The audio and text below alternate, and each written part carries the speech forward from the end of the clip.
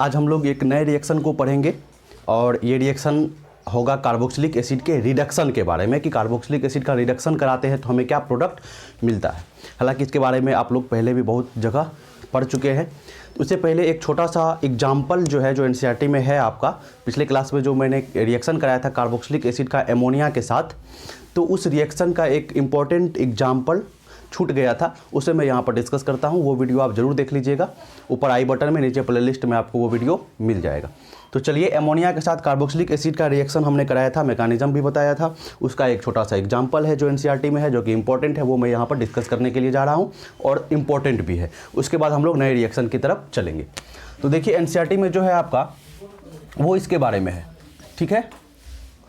ये benzene ring है और यहाँ से क्या लगा हुआ है, COOH लगा हुआ है, ठीक है। ये बेंजीन रिंग है और COOH ये लगा हुआ है बेंजीन के साथ अगल बगल, ठीक है।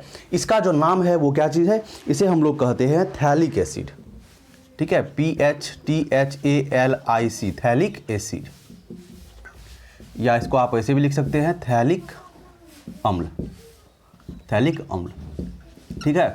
अंग्रेजी में ये PH जो है वो साइलेंट रहता है, तो इसे हम लोग क्या कहते हैं, थैलिक एसिड कहते हैं। इसका हमें क्या कराना है, इसको एमोनिया के साथ रिएक्शन कराना है, उसके बाद इसका प्रोडक्ट देखना है।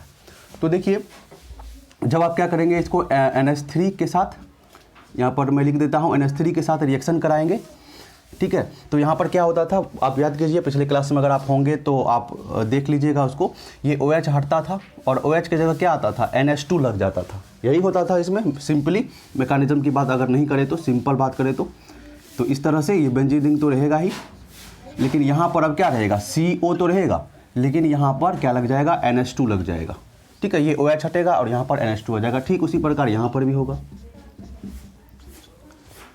क्लियर है, इस तरह से देखने को मिलेगा। उसके बाद क्या हो जाएगा, ठीक है, इसको हम हीट कर देंगे, साथ ही दोनों चीज़ साथ करेंगे। उसके बाद क्या होगा हमारा कि यहाँ से क्या चीज़ होगा कि एक एमोनिया जो है निकलेगा। यहाँ से इंपॉर्टेंट चीज़ होने वाली है, जो सिंपल उस रिएक्शन में, यानी सिंपल जो रिएक्शन होता है, सिंपल कार्बोक्सिलिक एसिड का रिएक्शन जब एमोनिया के साथ कराते हैं तो वहाँ ये स्टेप नहीं होता है, ये स्टेप सिर्फ इसी में होता है। देखिएगा NH2, ठीक है, इसको मैं ऐसे करके लिख दूँ, ये सॉरी ये NH2 होगा, यहाँ पे NH3 मैंने लिख दिया, यहाँ पर भी क्या होगा, NH2 होगा, ठीक है। तो मैं यहाँ पर क्या करता हूँ, एक हाइड्रोजन को अलग करता हूँ, क्योंकि यहाँ पर काम है उसी से, ठीक है। अब देखिए होता क्या है कि ये NH2 देख रहे हैं आप, ये NH2 और ये H, ये क्या होता है, यहाँ से बाहर निकल जाता है, ये यहाँ से क्या होता है, बाहर निकल जाता है। इस बात को आप बिल्कुल ध्यान रखेंगे कि यहाँ से बाहर निकलेगा तो क्या बाहर निकल जाएगा, यहाँ से NH3 एमोनिया बाहर निकल जाएगा, और फिर उसके बाद क्या हो जाएगा, इस तरह से आपको देखने को मिलेगा। ये बेंजीन है, अब देखिए क्या होगा, यहाँ पर ये CO है, ठीक है, और ये क्या चीज़ है, इसको मैं ऐसे लिखता हूँ नीचे की तरफ, CO है। अब देखिए ये नाइट्रोजन है और ये जुड़ा हुआ है, ठीक है। ये देखिए, ये नाइट्रोजन जो बच गया, ये नाइट्रोजन इस ऑक्सीजन के साथ जुड़ जाएगा, और इस ऑक्सीजन के साथ तो जुड़ा हुआ है ही, और इसके साथ क्या जुड़ा हुआ है, एक हाइड्रोजन जुड़ा हुआ है। तो ये एक प्रोडक्ट बनता है, ठीक है। बहुत ही इंपॉर्टेंट है, आपको याद रखना है। इसको थोड़ा सा मैं अगर खोल कर लिख दूँ तो इस तरह से भी लिख सकता हूँ, ठीक है। इसको थोड़ा सा खोल कर मैं लिख देता हूँ, लीजिए, आपको कोई प्रॉब्लम नहीं हो कहीं पर भी, ये ऐसे जो है आपको दिखेगा, ये क्लियर है। तो इसका नाम क्या है, उसका नाम क्या है, क्या प्रोडक्ट बना, इसको देख लेते हैं। इसको हम लोग कहते हैं थैलामाइड, ठीक है, क्या कहते हैं, थैलामाइड कहते हैं, ठीक है। और इसको क्या कहेंगे हम लोग, इसका एक बहुत ही ज़बरदस्त नाम है, ठीक है। तो इसको हम लोग बोलेंगे थैलीमाइड, थैलीमाइड। ये याद रखना है आपको, प्रोडक्ट आपको क्या कर लेना है, याद रख लेना है, थैलामाइड और थैलीमाइड। तो थैलिक एसिड को एमोनिया से रिएक्शन कराने पर पहले थैलामाइड बनता है, उसके बाद एक NH3, एक मोल NH3 एमोनिया बाहर निकलता है, और फाइनली प्रोडक्ट हमें क्या होता है, थैलीमाइड मिलता है। तो थैलिक एसिड से हमें क्या मिला, थैलीमाइड मिला, जब हमने रिएक्शन कराया किसके साथ, एमोनिया के साथ। तो ये आपके एनसीईआरटी में दिया हुआ है, कार्बोक्सिलिक एसिड का रिएक्शन जब हम एमोनिया के साथ कराते हैं तो क्या होता है, उसी टॉपिक में आपको ये एक एग्जाम्पल दिया हुआ है जो कि वेरी इंपॉर्टेंट है। चलिए ये 5वां नंबर का रिएक्शन था। अब हम चलते हैं 6ठे नंबर के रिएक्शन में, जिसमें हम लोग कार्बोक्सिलिक एसिड के क्या देखेंगे, उसके रिडक्शन के बारे में देखेंगे और उसके प्रोडक्ट के बारे में यहाँ पर डिस्कस कर लेंगे। चलिए अब देखते हैं हम लोग क्या चीज़, हम लोग अब देखेंगे कार्बोक्सिलिक अम्ल का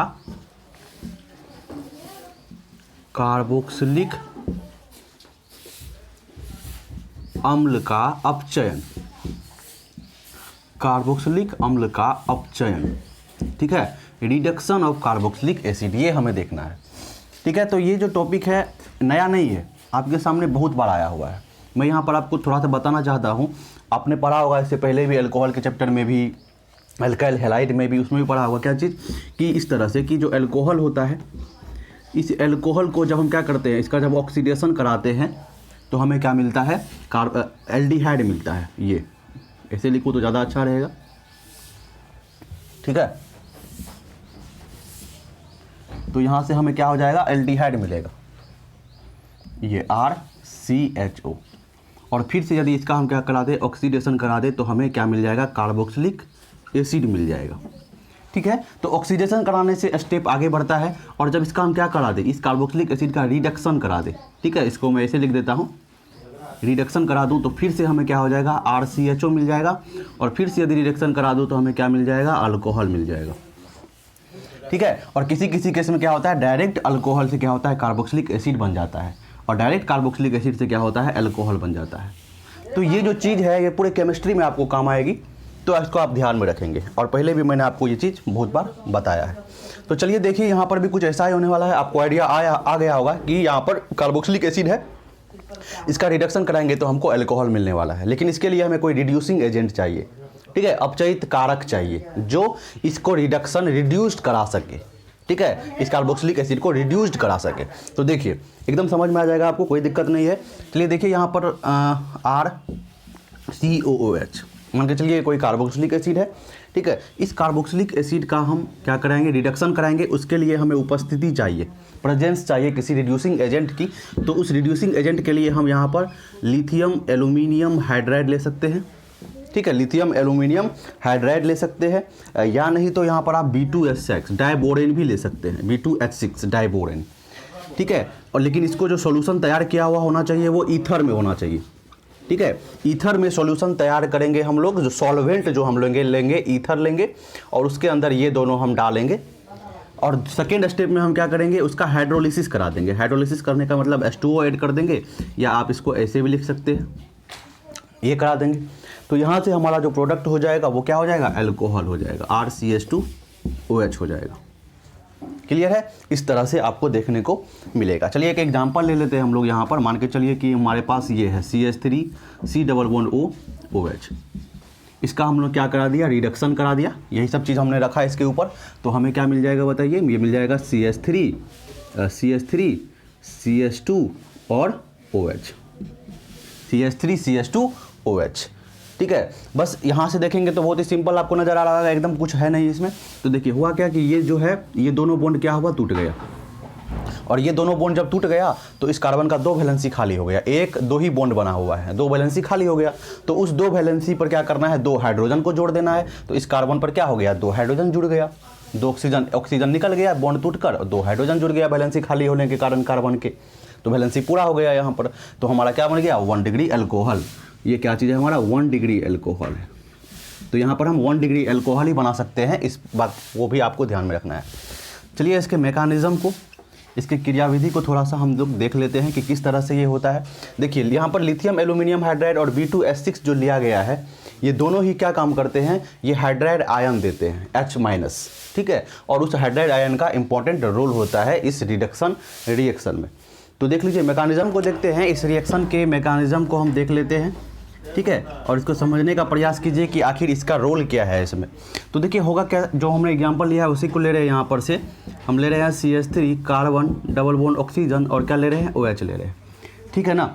अब इसका जो है हम इस तरह से रिएक्शन कराएंगे, लिथियम एल्यूमिनियम हाइड्राइड हमारे पास होगा, या B2H6 जो भी हो, इनका काम क्या है, ये H- देंगे। ये H- यहाँ पर न्यूक्लियोफाइल की तरह, नाभिक रागी की तरह काम करेगा, क्योंकि इसको इलेक्ट्रोफिलिक सेंटर यानी कि इलेक्ट्रॉन रागी नज़र आ रहा है। कहाँ नज़र आ रहा है, तो यहाँ पर देखिए, यहाँ पर डेल्टा माइनस है और इस कार्बन पर डेल्टा प्लस है, इस कार्बन को इलेक्ट्रॉन की कमी है, तो ये क्या करेगा, अपना इलेक्ट्रॉन इस कार्बन को देगा और उसी समय ये बॉन्ड जो है वो टूटकर ऑक्सीजन की तरफ शिफ्ट हो जाएगा पाई इलेक्ट्रॉन। तो यहाँ से हो जाएगा CH3, यहाँ पर हो जाएगा आपको माइनस, ठीक है, और यहाँ पर है OH और यहाँ पर क्या लग गया, H लग गया। अब देखिए यहाँ पर H+ की भी उपस्थिति है, क्योंकि वाटर है तो मैंने पहले ही बताया, तो ये क्या करेगा, इसके साथ जाकर जुड़ जाएगा। तो ये हो जाएगा आपका CH3, यहाँ पर हो जाएगा OH, यहाँ पर हो जाएगा OH और यहाँ पर क्या है, H है। अब देखिए एक कार्बन पर 2 OH स्टेबल नहीं होता है, पहले भी आपको बताया था। तो यहाँ से क्या होगा, यहाँ से H2O निकलेगा। तो देखिए निकाल लीजिए OH और ये H, तो यहाँ से क्या हो गया, H2O निकल गया। तो माइनस H2O यहाँ से निकल गया, लेकिन हो क्या गया, CH3 कार्बन, ठीक है, इस पर क्या लगा हुआ है, हाइड्रोजन लगा हुआ है यहाँ पर। अब देखिए इस हाइड्रोजन को मैंने इधर कर दिया हाइड्रोजन।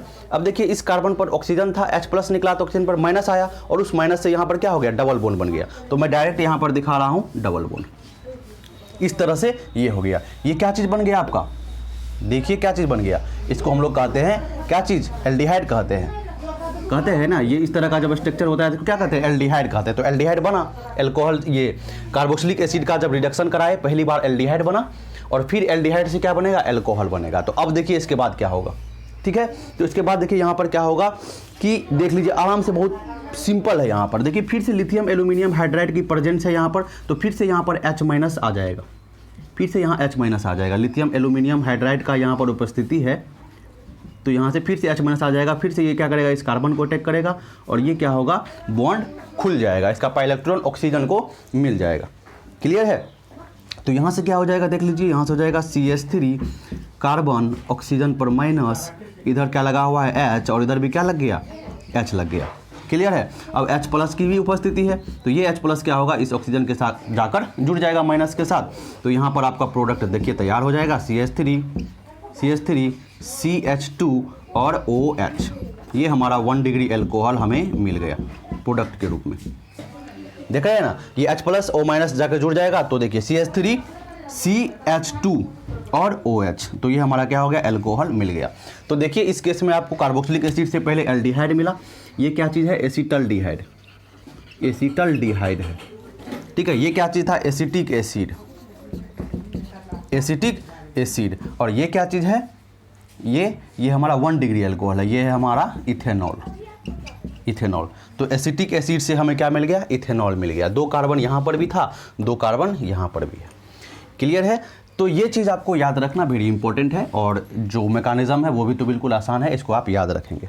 क्लियर है। तो चलिए यहाँ से आपने क्या देखा, यहाँ से आपको डिस्कस किया गया कार्बोक्सिलिक एसिड के अपचयन के बारे में, इसके रिडक्शन के बारे में, ठीक है ना। और रिडक्शन से हमें प्राइमरी अल्कोहल मिला। एक छूटा हुआ रिएक्शन था, छोटा सा, जो मैंने आपको यहाँ पर बताया। अब देखिए इसके बाद जो नेक्स्ट रिएक्शन है उसको हम लोग यहाँ से देखते हैं। अब चलिए 6 के बाद 7 नंबर का जो हमारा रिएक्शन है, जो 7 नंबर का हमारा रिएक्शन है वो क्या चीज़ है, डीकार्बोक्सिलेशन, ठीक है, डीकार्बोक्सिलेशन। इसको हिंदी में हम लोग क्या बोलते हैं, तो हिंदी में इसे हम लोग बोलेंगे विकार्बोक्सिलन, ठीक है ना,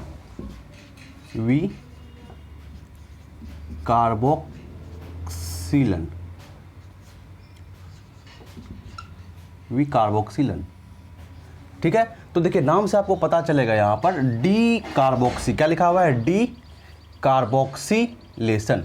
तो डी का मतलब क्या होता है, निकालना, है ना, जैसे डिहाइड्रेशन, पानी निकालना, डी एमिनेशन, एमोनिया निकालना, ठीक है। उसी तरह डी कार्बोक्सिलेशन का मतलब क्या है, कार्बोक्सी मतलब कार्बोक्सी मतलब CO2 निकालना, यानी कि क्या चीज़, कार्बन डाइऑक्साइड निकालना।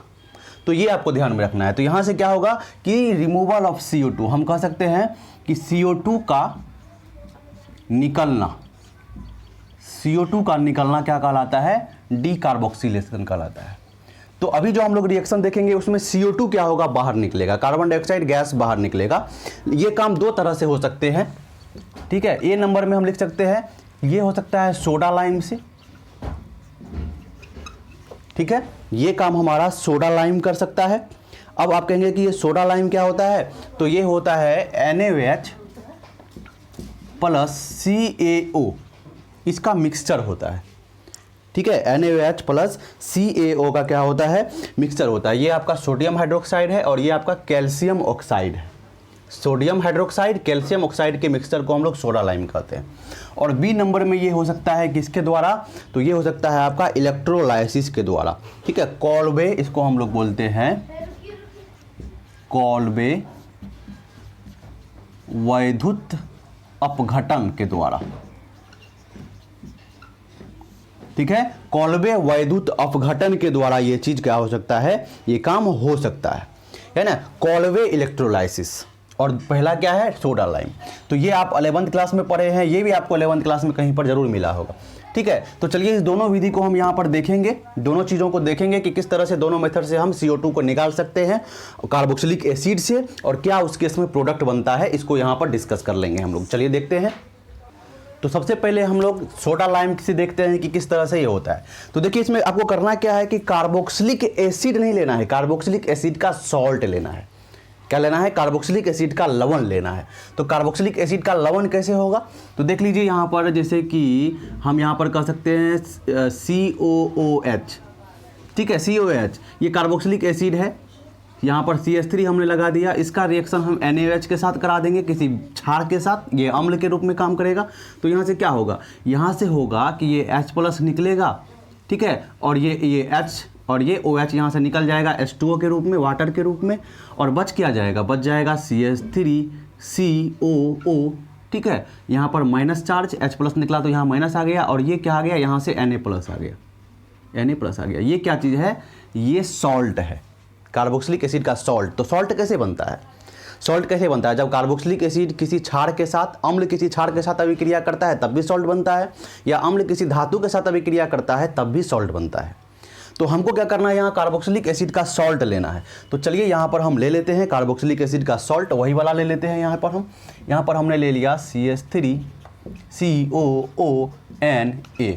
ठीक है, समझ में आना चाहिए वहाँ से, ये कार्बोक्सिलिक एसिड का सॉल्ट है। ठीक है, इसका रिएक्शन हम किसके साथ कराएंगे, तो सोडा लाइम के साथ। क्लियर है, सोडा लाइम। तो सोडा लाइम क्या चीज़ है, NaOH है और CaO है। ये क्या चीज़ है, सोडा लाइम है। ये आपको ध्यान में आना चाहिए, समझ में आना चाहिए। क्लियर है। तो अब देखिए यहाँ से क्या चीज़ होगा, तो ये देखिए, ये जो आप देख रहे हैं यहाँ से ONA, क्लियर है, COONA। ये COONA यहाँ से निकल जाता है किसके साथ, इस NaO के साथ। बहुत ही सिंपल है, इसके मैकेनिज्म को नहीं देखना है, बहुत ही सिंपल है। ये CONA निकल जाएगा इस NaO के साथ, तो क्या हो जाएगा बताइए, ये CH3 और एक हाइड्रोजन बच गया।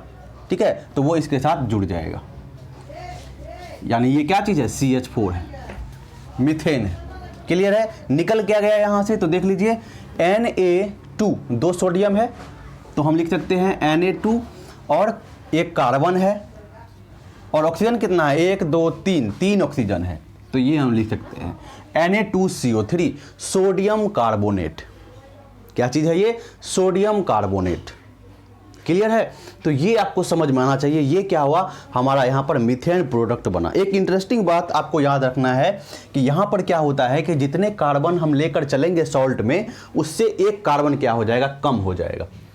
ठीक है ना, कम हो जाएगा। कैसे हो जाएगा कम, तो देख लीजिए यहाँ पर हमने क्या लिया था, यहाँ पर 1 2, यहाँ पर 2 कार्बन है ना, यहाँ पर 2 कार्बन है। इस 2 कार्बन से हमें जो मिला वो 1 कार्बन का प्रोडक्ट मिला, तो 1 कार्बन क्या हो गया, कम हो गया। ये चीज़ ध्यान में रखना है। दूसरी बात, आप बोलेंगे कि यहाँ पर कार्बन डाइऑक्साइड कहाँ निकला, CO2 कहाँ निकला। अरे जब ये हमारा क्या है, कार्बोनेट है, तो आप लोग पढ़े होंगे कि जब हम कार्बोनेट को क्या करते हैं, गर्म करते हैं, तो ये किस में टूटता है, ऑक्साइड में टूटता है और कार्बन डाइऑक्साइड में टूटता है। यानी ये CO2 हो जाएगा, और प्लस क्या हो जाएगा बताइए, ये हो जाएगा आपका Na। ठीक है, Na क्या क्या बचा, यहाँ पर 1 कार्बन निकल गया और 2 ऑक्सीजन, यहाँ से 2 ऑक्सीजन बचा, सॉरी 1 ऑक्सीजन बचा, तो Na2O हो जाएगा। Na2O, ये सोडियम ऑक्साइड और कार्बन डाइऑक्साइड। किसी भी कार्बोनेट को जब गर्म करते हैं तो वहाँ से कार्बन डाइऑक्साइड निकलता है, तो इसी में क्या छुपा हुआ है, कार्बन डाइऑक्साइड छुपा हुआ है, CO2 छुपा हुआ है। इस बात को ध्यान में रखिएगा, ये कंफ्यूजन नहीं होना चाहिए कि कार्बन डाइऑक्साइड तो निकला नहीं जब आप कर रहे हैं डिकार्बोक्सिलेशन, तो है ना, इसी में कार्बन डाइऑक्साइड छुपा हुआ है। ये पहली विधि थी, बहुत ही आसान। दूसरी विधि जो है ये थोड़ा सा आपको समझना पड़ेगा। दूसरी विधि क्या है, कॉल्वे वैद्युत अपघटन के द्वारा। ठीक है, ये एक इलेक्ट्रोलाइसिस मेथड है। अब जब इलेक्ट्रोलाइसिस कराते हैं, वैद्युत अपघटन कराते हैं, तो आपको ध्यान में आना चाहिए कि आप क्या करते हैं। आप कोई सॉल्यूशन लेते हैं, ठीक है, वहाँ पर आप क्या लगाते हैं, वहाँ पर रॉड लगाते हैं, कार्बन रॉड, जिसको हम लोग एनोड और कैथोड बोलते हैं, ठीक है ना। आप एनोड लेते हैं, कैथोड लेते हैं, ये आपको ध्यान में रखना है। एनोड पर क्या होता है, दो चीज़ होता है, आपको याद रखना है, ऑक्सीडेशन रिडक्शन। किस पर ऑक्सीडेशन होता है, किस पर रिडक्शन होता है, किस पर अपचयन होता है, किस पर ऑक्सीकरण होता है, ये आपको ध्यान में रखना है, ठीक है। इन सब बातों को आप ध्यान में रखेंगे, आपको हर एक चीज़ समझ में आ जाएगा। तो चलिए सीधा हम यहाँ से देखते हैं कि होगा क्या, इसके मैकेनिज्म को ही हम देख लेंगे डायरेक्ट, ठीक है। तो चलिए, लेकिन एक बार इसको पहले मैं आपको सिंपली इस तरह से दिखा देता हूँ। तो यहाँ से आप क्या करेंगे, देखिए CH3COO- आपके पास ये होगा, ये H+ को क्या कर दिया होगा, लूज कर दिया होगा, ठीक है, एनोड पर। इसको मैं सिंपल से और फिर से लिखता हूँ। वो इलेक्ट्रोलिसिस वाले मेथड को आप जानते होंगे, मुझे पता है, वो बहुत बार आपके सामने भी आया होगा। तो इसको मैं ऐसे डिस्कस कर लेता हूँ। देखिए, तो यहाँ से क्या होगा, एनोड पर, ठीक है, दो रॉड होते हैं, कार्बन रॉड, एक एनोड होता है, दूसरा कैथोड होता है। तो एनोड पर क्या चीज़ होता है, अगर आपको याद हो तो एनोड पर इलेक्ट्रॉन का लॉस होता है, ठीक है ना, लॉस ऑफ इलेक्ट्रॉन। और लॉस ऑफ इलेक्ट्रॉन को हम लोग क्या कहते हैं, ऑक्सीडेशन कहते हैं। ऑक्सीडेशन कहने का मतलब ये क्या चीज़ होता है हमारा, ऑक्सीकरण। इतना चीज़ आपको ध्यान रखना है। यानी एनोड पर क्या होगा, इलेक्ट्रॉन का लॉस होगा, वहाँ पर ऑक्सीडेशन होगा। तो यहाँ पर होगा क्या बताइए, तो यहाँ पर होगा ये CH3COO-, 2 यूनिट हमारे पास CH3COO- होगा, ठीक है। यहाँ से हमें प्रोडक्ट मिलेगा C2H6, इथेन प्रोडक्ट हमें यहाँ पर मिल जाएगा। और इसके साथ ही यहाँ पर क्या होगा, 2 यूनिट कार्बन डाइऑक्साइड जो है वो निकल जाएंगे। मैकेनिज्म पर आते हैं, आपको समझ में आएगा। ये एनोड पर हुआ। और कैथोड पर क्या चीज़ होता है, कैथोड पर क्या होता है, जो इलेक्ट्रॉन का लॉस हुआ वो क्या होगा, इस कैथोड उसको गेन कर लेगा। तो यहाँ पर क्या होगा, गेन ऑफ इलेक्ट्रॉन होगा। इसको हम लोग क्या कहते हैं, रिडक्शन कहते हैं। गेन ऑफ इलेक्ट्रॉन को रिडक्शन कहते हैं, यानी इसको हम लोग अपचयन कहते हैं। तो इस बात को आप ध्यान रखेंगे कि एनोड पर ऑक्सीडेशन होता है, कैथोड पर रिडक्शन होता है। इसमें कैसे ऑक्सीडेशन हो रहा है, आ रहे हैं मैकेनिज्म में, आपको पता चल जाएगा। इस पर कैसे रिडक्शन हो रहा है, आ रहे हैं मैकेनिज्म में, आपको पता चल जाएगा। तो यहाँ पर क्या होगा, देखिए, तो यहाँ से देखिए, इस CH3COO जो माइनस है, ठीक है, यहाँ से जो है 2 इलेक्ट्रॉन निकला है, ठीक है। एक COH यूनिट ने क्या किया, यहाँ पर एक इलेक्ट्रॉन को निकाला। तो 2 यूनिट कितने इलेक्ट्रॉन को निकालेगा, 2 इलेक्ट्रॉन को निकालेगा। तो यहाँ से क्या निकला, 2 इलेक्ट्रॉन निकला, क्लियर है, 2 इलेक्ट्रॉन निकला। और यहाँ पर 2 H+ भी है, 2 यूनिट H+ भी है, ठीक है। यहाँ से H+ इसने निकाला तो 2 यूनिट H+ भी है। तो ये क्या हो जाएगा, ये दोनों मिल जाएगा और बन जाएगा हाइड्रोजन गैस, जो यहाँ से बाहर निकल जाएगा। क्लियर है ना, बहुत आसान है। चलिए इसके मैकेनिज्म को थोड़ा सा समझ लेते हैं, तब आपको अच्छे से शायद समझ में आ जाए। तो देखिए मैकेनिज्म में होगा क्या कि सबसे पहले हम एनोड पर देखते हैं। किस पर देखते हैं, एनोड पर, ठीक है। क्या होता है, दरअसल इस तरह का होता है आपका, ठीक है ना। इस पर जो है आप क्या कराते हैं, इस तरह से 2 रॉड रखते हैं, इसके अंदर कोई सोल्यूशन भर देते हैं, ठीक है। तो यहाँ पर आपने सोल्यूशन भर दिया NaOH का, सोडियम हाइड्रोक्साइड का। ये 2 रॉड रखते हैं, इसको आप क्या करते हैं, बैटरी से जोड़ देते हैं, इस तरह से बैटरी से जोड़ देते हैं, ठीक है। मान के चलिए ये एनोड है और ये क्या चीज़ है आपका, कैथोड है। तो इस तरह से ये सारा चीज़ होता है। तो देखिए एनोड पर यहाँ पर क्या चीज़ हो जाएगा आपका, देखिए ऑक्सीडेशन होगा, हम लोग जानते हैं। तो यहाँ से होगा क्या, देखिए यहाँ पर 2CH3COO-, ऐसा है, क्लियर है, ये आपको समझ में आना चाहिए, ऐसा है। यहाँ से H+ निकला है, क्योंकि अब देखिए इस पर इलेक्ट्रॉन कितना है, 6 इलेक्ट्रॉन है। इस ऑक्सीजन पर अभी 6 इलेक्ट्रॉन है। अब क्या होगा, यहाँ पर 2 इलेक्ट्रॉन का लॉस होगा, यहाँ से 2 इलेक्ट्रॉन क्या हो जाएंगे, निकल जाएंगे। तो यहाँ से बताइए क्या हो जाएगा आपका, तो ये हो जाएगा, तो देखिए क्या होगा यहाँ पे, तो ये क्या होगा, यहाँ से 2 इलेक्ट्रॉन निकलेगा। तो 2 इलेक्ट्रॉन निकलने का मतलब क्या चीज़, यहाँ पर 2 कार्बोक्सिलिक एसिड है, 2 यूनिट। तो एक यूनिट अपने ऑक्सीजन से 1 इलेक्ट्रॉन निकालेगा, उसी तरह दूसरा यूनिट क्या करेगा, अपने ऑक्सीजन से 1 इलेक्ट्रॉन निकालेगा। तो ये कुछ इस तरह का हो जाएगा, 2CH3C O, ठीक है। और ऑक्सीजन पर क्या आ जाएगा, 2 2 4 और यहाँ पर 1 इलेक्ट्रॉन, ठीक है। 2 कहने का मतलब ये नहीं समझना कि यहीं से 2 इलेक्ट्रॉन निकल गया, नहीं, 2 यूनिट है ना, एक एक इलेक्ट्रॉन निकला, एक इलेक्ट्रॉन इस ऑक्सीजन से और एक और कार्बोक्सिलिक एसिड है, एक इलेक्ट्रॉन उस ऑक्सीजन से निकला। ठीक है, तो यहाँ पर क्या हो गया, एक इलेक्ट्रॉन बचा और यहाँ पर भी एक और यूनिट जो है, दोनों यूनिट पर क्या हो गया, एक इलेक्ट्रॉन यहाँ पर बचा। ठीक है, अब देखिए यहाँ से एक जो है डिस्टर्बिंग बात हो रही है। वो डिस्टर्बिंग बात क्या हो रही है कि यहाँ पर क्या आ गया है, फ्री रेडिकल आ गया है। इसको हम लोग क्या कहते हैं, मुक्त मूलक। ये मुक्त मूलक स्थिति जो है यहाँ पर बन रही है, फ्री इलेक्ट्रॉन आ गया है, सिंगल इलेक्ट्रॉन मुक्त मूलक, फ्री रेडिकल इसको कहते हैं। इस केस में यहाँ पर क्या होगा कि ये जो आप देख रहे हैं यहाँ पर, ठीक है ना, ये जो बॉन्ड दिख रहा है, इस बॉन्ड में एक इलेक्ट्रॉन इस कार्बन का है, एक इलेक्ट्रॉन इस कार्बन का है। तो क्या होगा, ये कार्बन अपना इलेक्ट्रॉन लेकर भाग जाएगा और ये कार्बन अपना इलेक्ट्रॉन लेकर भाग जाएगा। तो यहाँ से क्या हो जाएगा, तो यहाँ से हो जाएगा 2CH3, ठीक है, CH3 पर आ जाएगा फ्री रेडिकल प्लस, देखिए अब कार्बन है, डबल बॉन्ड ऑक्सीजन है और ऑक्सीजन है इस तरह से। अब देखिए इसके पास एक फ्री इलेक्ट्रॉन है, कार्बन के पास एक फ्री इलेक्ट्रॉन है। अब ये दोनों क्या करेगा, आपस में जुड़ जाएगा। तो जुड़ के क्या बना लेगा, CO2 बना लेगा। ये जो आप देख रहे हैं यही क्या है, आपका CO2 है। क्लियर है, लेकिन कितना यूनिट CO2 बनेगा, 2 यूनिट CO2 बनेगा, क्योंकि 2 कार्बोक्सिलिक एसिड ले रहे हैं। और 2 यूनिट क्या बनेगा, यहाँ पर मिथाइल फ्री रेडिकल बनेगा। इस बात को आप ध्यान में रखेंगे। अब चलिए देखते हैं यहाँ से आगे क्या होगा। 2 CO2 निकल गया ही, इसके साथ ही यहाँ पर देखिए 2 CH3, 2 यूनिट CH3 है। तो इसको आप ऐसे लिख सकते हैं, CH3 एक फ्री रेडिकल इसके पास, CH3 एक फ्री रेडिकल इसके पास। तो ये दोनों क्या करेंगे, आपस में जुड़ जाएंगे। तो यहाँ से क्या बन जाएगा, यहाँ से बन जाएगा C2H6, C2H6। ये हो गया आपका क्या चीज़, इथेन हो गया। ये क्या हो गया, इथेन हो गया, C2H6। और यहाँ पर क्या हो गया, 2 CO2 हो गया। ये सब किस पे हुआ है, एनोड पे हुआ है। अब चलिए कैथोड पे क्या चीज़ होगा, कैथोड पर क्या होगा। अब देखिए इसने जो 2 इलेक्ट्रॉन को लूज किया, 2 इलेक्ट्रॉन कहाँ से लूज किया, 2 यूनिट यहाँ पर कार्बोक्सिलिक एसिड है, तो एक इलेक्ट्रॉन इस ऑक्सीजन से और दूसरा इलेक्ट्रॉन दूसरे कार्बोक्सिलिक एसिड से। ठीक है, तो 2 इलेक्ट्रॉन लूज किया। इस 2 इलेक्ट्रॉन को कौन पकड़ लेगा बताइए। तो इस 2 इलेक्ट्रॉन को यहाँ पर पकड़ने वाला है हमारे पास क्या है, तो यहाँ पर 2H+ है। देख रहे हैं ना, यहाँ से H+ निकला है, तब ना इस पर माइनस आया है। तो यहाँ पर 2 यूनिट H+ था पहले से। ठीक है, इस 2 यूनिट H+ को मिल गया 2 इलेक्ट्रॉन। क्या हो गया, 2 इलेक्ट्रॉन। तो गेन ऑफ इलेक्ट्रॉन हो रहा है। तो क्या हो रहा है, एनोड पर हो रहा है oxidation. Gain of electron, sorry ये कैथोड पर, ठीक है ना, ये तो कैथोड पर ना हो रहा है। तो गेन ऑफ इलेक्ट्रॉन हो रहा है। तो गेन ऑफ इलेक्ट्रॉन को हम लोग क्या कहते हैं, रिडक्शन। तो यहाँ पर रिडक्शन होगा। हाइड्रोजन क्या करेगा, 2 इलेक्ट्रॉन को ले लेगा। तो यहाँ से क्या बन जाएगा बताइए, यहाँ से बन जाएगा हाइड्रोजन गैस।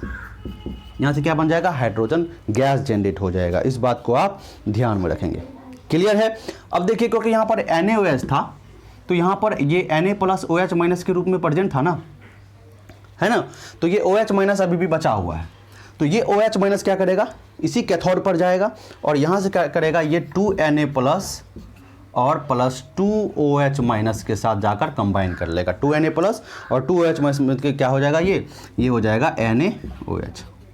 ये क्या हो जाएगा आपका, NaOH हो जाएगा। तो यहाँ से ये सारा चीज़ कहाँ पर हो गया है, तो कैथोड पर क्या क्या बना। तो देखिए ये अगर कैथोड है तो इस कैथोड पर क्या क्या बना, H2 बना और NaOH बना। यहाँ पर H2 बना और NaOH बना। और इस एनोड पर क्या क्या बना, तो एनोड पर देखिए CO2 बना और इसके साथ ही क्या बना, C2H6 बना।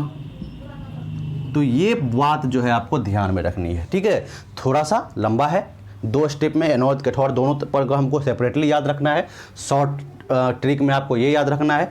देखिए C2H6 बना यहाँ पर, 2 CO2 बना यहाँ पर देखिए H2 गैस बना। ठीक है, और ये NaOH भी यहाँ पर बनेगा, वो अलग से दिखा देंगे हम यहाँ पर। तो वो हो जाएगा देखिए Na+, 2 unit Na+ plus 2 unit OH-।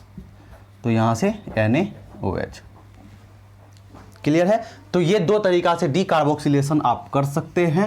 We कार्बोक्सिलन इसको हम कहते हैं। तो यहाँ से आप क्या कर सकते हैं कि कार्बन डाइऑक्साइड निकाल के, यहाँ भी CO2 निकल रहा है, यहाँ भी CO2 निकल रहा है, तो कार्बन डाइऑक्साइड निकाल के आपको प्रोडक्ट चेक करना है। तो यहाँ पर हमने क्या किया, दोनों ही केस में यहाँ पर देखिए हमने सॉल्ट लिया कर, तो प्रोडक्ट हमको क्या मिल गया, ये भी एक एल्केन है, मीथेन। और ये क्या चीज़ है हमारा, ये भी क्या चीज़ है हमारा, ये भी अल्केन है, ये हमारा इथेन है, इथेन है। अब एक इंपॉर्टेंट पॉइंट आपको याद रखना है। वो इंपॉर्टेंट पॉइंट क्या है यहाँ पर, तो देख लीजिए इस मेथड से आप क्या कर सकते हैं। ठीक है, इस मेथड में आपको क्या हो रहा है, तो यहाँ पर देखिए यहाँ पर 2 कार्बन है, क्लियर है। और यहाँ पर हमने कितने कार्बन को लिया था, यहाँ पर हमने लिया था 2 कार्बन को। यहाँ से देख लीजिए ये किधर चले गया, अच्छा ये तो मैं गलती लिख दिया, ये ए होगा और ये कैथोड पे ये, अच्छा बी नंबर वो लेकर चल रहा है, कोई बात नहीं, चलिए ठीक है। तो यहाँ पर हमारा ये इथेन आ गया, वहाँ पर हमारा क्या आ गया, मीथेन आ गया। अब देखिए 2 कार्बन यहाँ पर भी था और 2 कार्बन क्या था हमारा यहाँ पर भी हमने क्या लिया था, 2 कार्बन लिया था, ठीक है। लेकिन यहाँ पर एक ही कार्बन का बना और यहाँ पर कितने का बना, 2 कार्बन का बना। तो यही अंतर है दोनों में, यहाँ पर दोनों में ही क्या हो रहा है, यहाँ पर हाइड्रोकार्बन बन रहा है। तो इस बात को आप याद रखिएगा। ये चीज़ आप कब पढ़ेंगे, तो 11वीं क्लास में जो आपको हाइड्रोकार्बन चैप्टर पढ़ना है, हाइड्रोकार्बन बनाने की विधि कैसे कैसे होती है, तो वहाँ पर भी ये सब चीज़ आपको पढ़ना है। लेकिन क्योंकि कार्बोक्सिलिक एसिड के साथ ये रिएक्शन होकर ये बनता है, इसीलिए हम लोग कार्बोक्सिलिक एसिड के रिएक्शन में भी इसको पढ़ते हैं। चलिए, आई होप कि आपको ये पूरी तरह से समझ में आया होगा। आज का जो भी रिएक्शन है आप इसको अच्छे से याद कीजिएगा, अच्छे से समझिएगा। एनसीईआरटी भी इसके बाद जरूर पढ़ लीजिएगा, हर एक चीज़, हर एक कॉन्सेप्ट आपको क्लियर हो जाएगा। थैंक यू, मिलते हैं हम लोग नेक्स्ट क्लास में।